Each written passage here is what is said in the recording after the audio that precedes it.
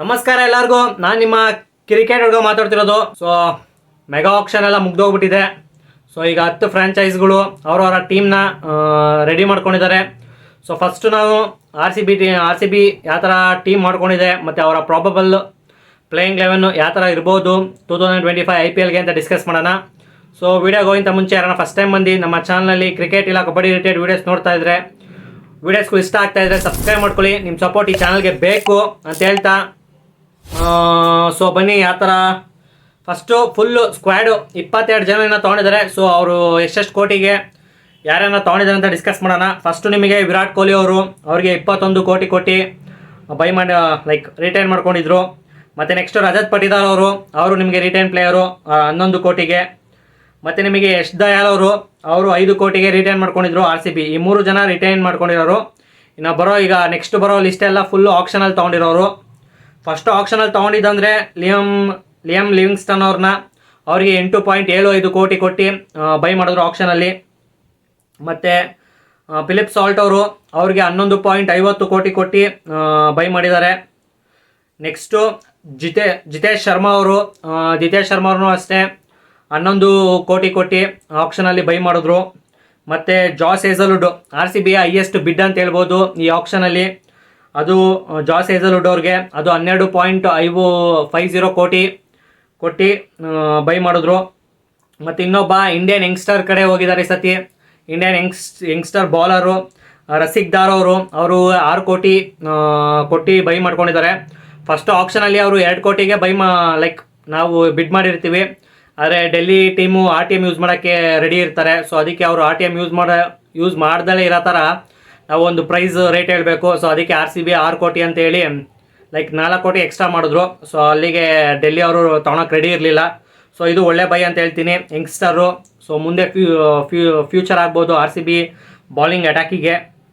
So next ಒಳ್ಳೆ by ಮಾಡಿದ್ದಂದರೆ Suyesh Sharma ಅವ್ರಿಗೆ 2.60 crore ಕೊಟ್ಟು ಬೈ ಮಾಡಿದ್ರು. ಸ್ಪಿನ್ನರು ಇದರಲ್ಲಿ KKRಗೆ ಆಡ್ತಾಯಿದ್ರು. ಮತ್ತು ನೆಕ್ಸ್ಟು ಕೃಣಾಲ್ ಪಾಂಡ್ಯ ಒಬ್ಬ ಲೆಫ್ಟ್ ಹ್ಯಾಂಡ್ ಆಲ್ರೌಂಡರ್ ಬೇಕು ಅಂತ ಕೃಣಾಲ್ ಪಾಂಡ್ಯಗೆ ಮಣೆ ಹಾಕಿದ್ರು. ಅವ್ರಿಗೆ 5.75 ಕೋಟಿ ಕೊಟ್ಟು ಬೈ ಮಾಡಿದ್ರು. ಆಮೇಲೆ ನೆಕ್ಸ್ಟು ಭುವನೇಶ್ವರ್ ಕುಮಾರ್, ಇದು one of the best by ಅಂತ ಹೇಳ್ತೀನಿ ಈ ಆಪ್ಷನಲ್ಲಿ RCB ಮಾಡಿರೋದು. ಸೊ 10.75 ಕೋಟಿ ಕೊಟ್ಟು ಬೈ ಮಾಡಿದ್ರು ಭುವನೇಶ್ವರ್ ಕುಮಾರ್ ಅವ್ರನ್ನ. ನೆಕ್ಸ್ಟು ತಿರ್ಗಾ ಒಬ್ಬಂಗೆ ರಿಟೈನ್ ಮಾಡಿದ್ದು, ಅಲ್ಲೇ ಒಬ್ಬನೇ ರಿಟೈನ್ ಅಂದರೆ RTM ಮಾಡಿ ರಿಟೈನ್ ಮಾಡ್ಕೊಂಡಿದ್ದು ಅದು ಸ್ವಪ್ನಿಲ್ ಸಿಂಗ್ ಅವರಿಗೆ 50 ಲಕ್ಷ ಕೊಟ್ಟು ರಿಟೈನ್ ಮಾಡ್ಕೊಂಡ್ರು. ಅದೇ RTM ಯೂಸ್ ಮಾಡ್ಕೊಂಡು ಬೈ ಮಾಡಿದ್ರು. ಅದಾದಮೇಲೆ ನೆಕ್ಸ್ಟು ಟೀಮ್ ಡೇವಿಡ್, ಇದು ಮುಂಬೈ ಇಂಡಿಯನ್ಸ್ಗೂ ಮತ್ತು RCBಗೂ ಫುಲ್ಲು ಬಾಂಡ್ ಆಗ್ಬಿಟ್ಟಿದೇನೋ. ಸೊ ಅವರು ರೆಡಿ ಇದ್ದರು, ನಾವೇನು ಬಿಡ್ ಮಾಡಲ್ಲ, ನೀವು ಆರಾಮಾಗಿ ತೊಗೊಳ್ಳಿ ಅಂತ. ಸೊ ನಾವು ಅದೇ ಥರ ವಿಲ್ ಜಾಕ್ಸನ್ ಬಿಟ್ಕೊಂಡು ಕೊಟ್ವಲ್ಲ. ಸೊ ಅದೇ ಥರ ಸೇಮು ಟೀಮ್ ಡೇವಿಡು ಅವ್ರಿಗೆ 3 ಕೋಟಿ ಕೊಟ್ಟು ಬೈ ಮಾಡಿದ್ರು RCB ಅವರು. ಮತ್ತು ರಮೋರಿಯೋ ಶಫರ್ಡ್ ಅವ್ರಿಗೆ 1.50 ಕೋಟಿ ಬೇಸ್ ಪ್ರೈಸಿಗೆ ಬಂದರು ರಮೋರಿಯೋ ಶಫರ್ಡ್ ಅವರು. ಸೊ ಅವರಿಗೆ 1.50 ಕೋಟಿ ಕೊಟ್ಟು ಬೈ ಮಾಡಿದ್ರು. ನೆಕ್ಸ್ಟು ನುಮನ್ ತುಷೇರಾ ಅವ್ರಿಗೆ 1.60 ಕ್ರೋರ್ ಕೊಟ್ಟು ಬೈ ಮಾಡಿದ್ರು. ಇವರು ನೆಕ್ಸ್ಟು ಮಲಿಂಗ ಆಗ್ಬೋದು. RCB ಇವ್ರನ್ನ ಚೆನ್ನಾಗಿ ಯೂಸ್ ಮಾಡಿಕೊಂಡ್ರೆ ಗೊತ್ತಿಲ್ಲ ನಮ್ಮ RCB ಮ್ಯಾನೇಜ್ಮೆಂಟ್ ಏನು ಮಾಡುತ್ತೆ ಅಂತ. ಅದೇ ಆ ಕಳೆಕ್ಕೆ ಎದ್ದು ಕಾಣಿಸುತ್ತೆ. ಸೊ ನೋಡೋಣ. ಮತ್ತು ನೆಕ್ಸ್ಟು ನಮ್ಮ ಕರ್ನಾಟಕ ಪ್ಲೇಯರ್ಸ್ ಮನೋಜ್ ಬಾನ್ಗೆನ 30 ಲಕ್ಷ ಬೇಸ್ ಪ್ರೈಸಿಗೆ ತೊಗೊಂಡ್ರು ತಿರ್ಗಾ. ಮತ್ತು ಈ ಬೈ ಸಖತ್ತು ಖುಷಿ ಕೊಡ್ತು ನನಗೆ. ಜಾಕೋಬ್ ಬೆಟ್ಹೆಲ್ ಅಂತ, ಸೊ ಇಂಗ್ಲೆಂಡ್ ಪ್ಲೇಯರು, ಮಿಡಲ್ ಆರ್ಡರಲ್ಲಿ ಲೆಫ್ಟ್ ಹ್ಯಾಂಡ್ ಬ್ಯಾಟ್ಸ್ಮನ್ನು 2.60 ಕೋಟಿ ಕೊಟ್ಟು ಬೈ ಮಾಡಿದ್ರು. ಬೆಂಕಿ ಬ್ಯಾಟ್ಸ್ಮನ್ನು ಅವ್ರದ್ದು. ಸೋಷಿಯಲ್ ಮೀಡಿಯಾದಲ್ಲಿ ಫುಲ್ ಬ್ಯಾಟಿಂಗ್ದು ನೀವು ನೋಡ್ತಾ ಇರ್ತೀರಿ ಇಷ್ಟೊತ್ತಿಗೆಲ್ಲ. ಆಮೇಲೆ ನೆಕ್ಸ್ಟು ಇನ್ನೊಬ್ಬ ಕನ್ನಡಿಗ ದೇವದತ್ ಪಟಿಕಲ್ ಅವ್ರಿಗೆ 2 ಬೇಸ್ ಪ್ರೈಸಿಗೆ ಫಸ್ಟು ಅನ್ಸೋಲ್ಡ್ ಆಗಿದ್ರು. ಅದಾದಮೇಲೆ ನಮ್ಮ RCB ಬಾರಪ್ಪ ಪರವಾಗಿಲ್ಲ ಅಂತ ಕರ್ಕೊಂಡಿದ್ದಾರೆ. ಸೊ ಚೆನ್ನಾಗಿ ಆಡಬೇಕು ಗುರು ದೇವದತ್ ಪಟಿಕಲ್ಗೆ, ಇದಕ್ಕಿಂತ ಒಳ್ಳೆ ಆಪರ್ಚುನಿಟಿ ಸಿಗಲ್ಲ. ಸೊ ನೆಕ್ಸ್ಟ್ ದಿನ ಮಿನಿ ಆಪ್ಷನ್ಗೆ ಹೋದರೆ ಈಗೇನೋ ಚೆನ್ನಾಗಿ ಆಡಿಲ್ಲ ಅಂದ್ಬಿಟ್ಟು RCBನ ಮಿನಿ ಆಪ್ಷನ್ಗೆ ಬಿಟ್ಟರೆ ಸೊ ಆಮೇಲೆ ಆ ಟೀಮು ತೊಗೊಳಲ್ಲ. ಸೊ ಈಗಿಂದ ಅವರು ಇನ್ನೂ ಯಂಗ್ಸ್ಟರ್ ಗುರು, ಯಾಕೆ ಪರ್ಫಾರ್ಮ್ ಮಾಡ್ತಿಲ್ಲ ಗುರು, ಅದೇ ದೊಡ್ಡ ಹೊಡ್ತಾ ಬೀಳ್ತಾ ಇರೋದು ದೇವದತ್ ಪಟಿಕಲ್ ಅವ್ರಿಗೆ. ನೆಕ್ಸ್ಟು ಸ್ವಸ್ತಿಕ್ ಚಿಕ್ಕೇರ ಅಂತ ಅವರಿಗೆ 30 ಲಕ್ಷ ಕೊಟ್ಟು ಬೈ ಮಾಡಿದ್ರು. ಮತ್ತು ಲುಂಗ್ವಿ ಎಂಗಿಡಿ ಅವರಿಗೆ 1 ಕೋಟಿ. ನೆಕ್ಸ್ಟು ಅಭಿನಂದನ್ ಸಿಂಗ್ ಅವರಿಗೆ 30 ಲಕ್ಷ. ನೆಕ್ಸ್ಟು ಮೋಹಿತ್ ರಾಟೆ ಅವರಿಗೆ 30 ಲಕ್ಷ. ಸೊ ಟೋಟಲಾಗಿ 22 ಜನನ ಬೈ ಮಾಡಿದ್ದಾರೆ. ಸೊ ಆಲ್ಮೋಸ್ಟ್ ಎಲ್ಲ ಖರ್ಚು ಮಾಡಿದ್ದಾರೆ. ಲೈಕ್ 83 ಕೋಟಿಯನ್ನು ಖರ್ಚು ಮಾಡಿದ್ದಾರೆ. ಇನ್ನು ಒಂದು 95 ಮನೆಗೆ ತಂದರು ಅಷ್ಟೇ. ಸೊ ಇದು RCB ಆಕ್ಷನ್ ಆಗಿತ್ತು. ಡೇ 1 ಅಷ್ಟೊಂದು ಲೈಕ್ ಸಾಲ್ಟು ಮತ್ತು ಲಿವಿಂಗ್ಸ್ಟನ್ ಏನೋ ಅಷ್ಟೊಂದು ನನಗೆ ಸಾಲ್ಟ್ ಮೇಲೆ ನಂಬಿಕೆ ಇದೆ. ಲೈಕ್ ಒಳ್ಳೆ ಪ್ಲೇಯರು, ಚೆನ್ನಾಗಿ ಆಡ್ತಾರೆ, ಸ್ಪಿನ್ನರ್ಸ್ಗೂ ಚೆನ್ನಾಗಿ ಆಡ್ತಾರೆ, ಫಾಸ್ಟ್ ಬೌಲರ್ಸ್ಗೂ ಅಲಚ್ಚಾಗಿ ಆಡ್ತಾರೆ. ನನಗೆ ಡೌಟ್ ಇರೋದಂದರೆ ಲಿವಿಂಗ್ಸ್ಟನ್ ಅವ್ರದ್ದು. ಸೊ ಗೊತ್ತು ಸೆಟ್ ಆದರೆ ಇವ್ರನ್ನ ತಡೆಯೋಕ್ಕೆ ಯಾರೂ ಇರಲ್ಲ ಅಂತ.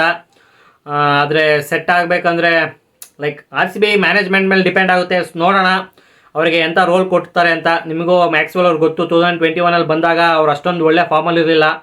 ಈಗ ಲಿವಿಂಗ್ಸ್ಟನು ಅಂಥ ಫಾರ್ಮಲ್ಲೇ ಇಲ್ಲ. ಸೊ RCB ಮೇಲೆ ಕಂಬ್ಯಾಕ್ ಮಾಡಲಿ, ಒಳ್ಳೆ ಪ್ಲೇಯರ್ ಆಗಿ RCB ಕಾಂಟ್ರಿಬ್ಯೂಟ್ ಮಾಡಿದ್ರೆ ಸಾಕು ಗುರು. ಸೊ ಈಗ ಒಂದೇ ರೀತಿ ಮೋಸ್ಟ್ ಪ್ರಾಬಬಲ್ ಪ್ಲೇಯಿಂಗ್ 11ಗೆ ಹೋಗ್ಬಿಡೋಣ. ಸ್ಕ್ರೀನ್ ಮೇಲೆ ಕಾಣಿಸ್ತಾ ಇದೆ ಅಂದ್ಕೊಂಡಿದ್ದೀನಿ. ಮೋಸ್ಟ್ ಪ್ರಾಬಬಲ್ ಪ್ಲೇಯಿಂಗ್ 11 ಓಪನಿಂಗಲ್ಲಿ ನಾನು ವಿರಾಟ್ ಕೊಹ್ಲಿ ಕ್ಯಾಪ್ಟನ್ ಅಂತ ನಾನು ಹೇಳಿದ್ದೀನಿ. RCB ಮ್ಯಾನೇಜ್ಮೆಂಟ್ ಇನ್ನೂ ಕನ್ಫರ್ಮ್ ಮಾಡಿಲ್ಲ.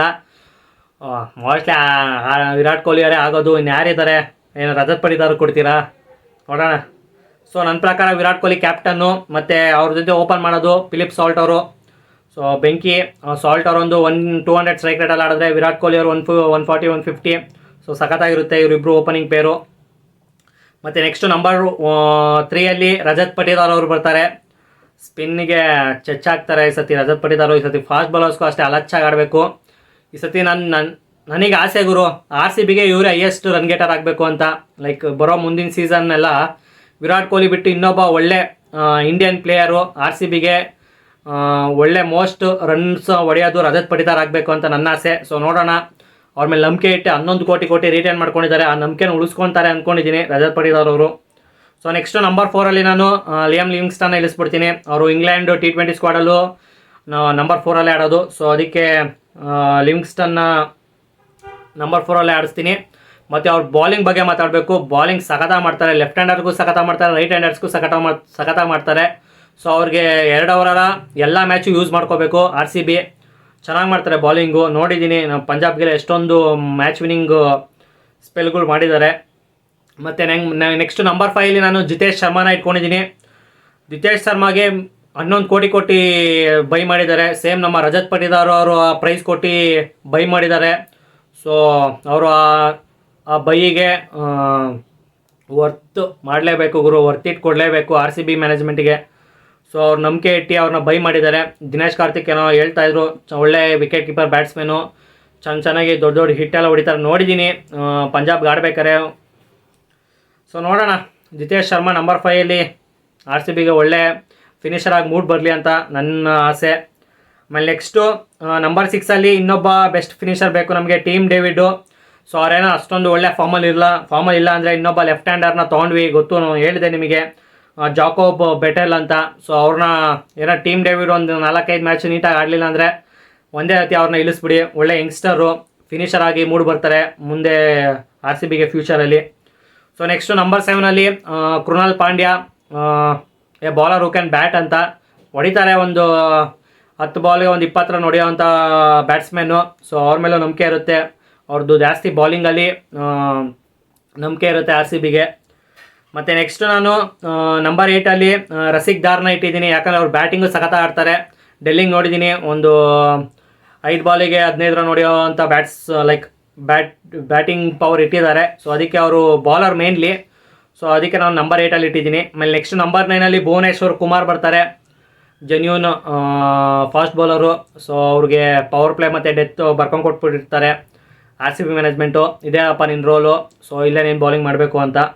ಆಮೇಲೆ ನೆಕ್ಸ್ಟು ಪವರ್ ಪ್ಲೇಯಲ್ಲಿ ಇನ್ನೊಬ್ಬ ಬೌಲಿಂಗು ಮತ್ತು ಮಿಡಲ್ ಓವರ್ಸಲ್ಲಿ ಬೌಲಿಂಗ್ ಮಾಡೋಕ್ಕೆ ಜಾಸ್ ಹೇಸಲ್ವುಡ್ ಅವರು ಇದ್ದಾರೆ. ಸೊ ಅವರು ನಂಬರ್ 10 ಇರ್ತಾರೆ.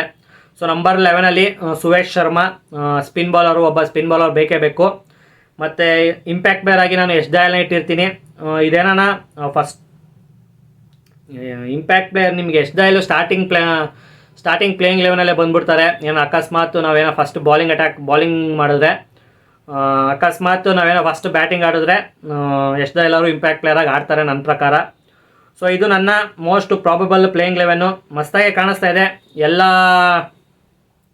ಡಿಪಾರ್ಟ್ಮೆಂಟಲ್ಲೂ ಚೆನ್ನಾಗಿದೆ. ಫಾಸ್ಟ್ ಬೌಲಿಂಗ್ ಸಖತ್ತಾಗಿದೆ, ಸ್ಪಿನ್ನಿಂಗು ಈ ಸತಿ ಸಖತ ಮಾಡಿದ್ದಾರೆ, ಸ್ಪಿನ್ ಅಟ್ಯಾಕನು.